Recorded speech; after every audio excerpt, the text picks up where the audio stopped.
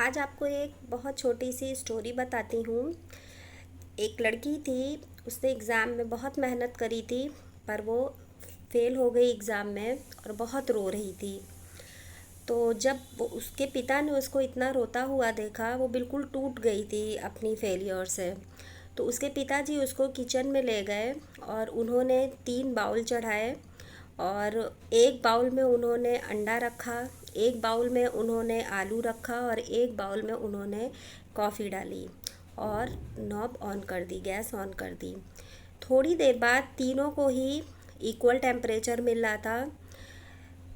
आलू जो थे बिल्कुल सॉफ्ट हो गए थे, अंडा हार्ड हो गया था और कॉफ़ी तो स्मेल कितना अच्छी करती है। तो उसके पिताजी ने उससे बोला कि बताओ ये क्या है, इसको छुओ। आलू उसने छुआ तो एकदम सॉफ्ट था, अंडा छुआ हार्ड था और कॉफ़ी बिल्कुल जो है फ्लेवर्ड थी। तो उन्होंने पूछा समझ में आया तुमको मैं क्या बताना चाह रहा हूँ। तो पिताजी ने उनसे बोला कि तीनों को ही एक ही टेम्परेचर, एक ही सिचुएशन से तीनों पास हुए हैं।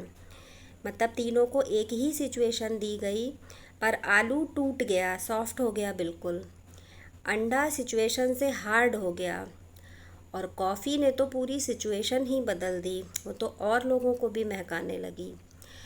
तो कहने का मतलब ये है कि जब हमारे जीवन में हार्ड सिचुएशन आती है तो हमें ऐसा होना चाहिए। अब आपको चुनना है कि आपको आलू जैसा बनना है कि अंडे जैसा बनना है कि कॉफ़ी जैसा बनना है। और आलू जैसे बनने का मतलब है कि आप बिल्कुल टूट चुके हैं। अंडे जैसे में आप अंदर से हार्ड हो गए हैं, स्ट्रॉन्ग होके निकले हैं।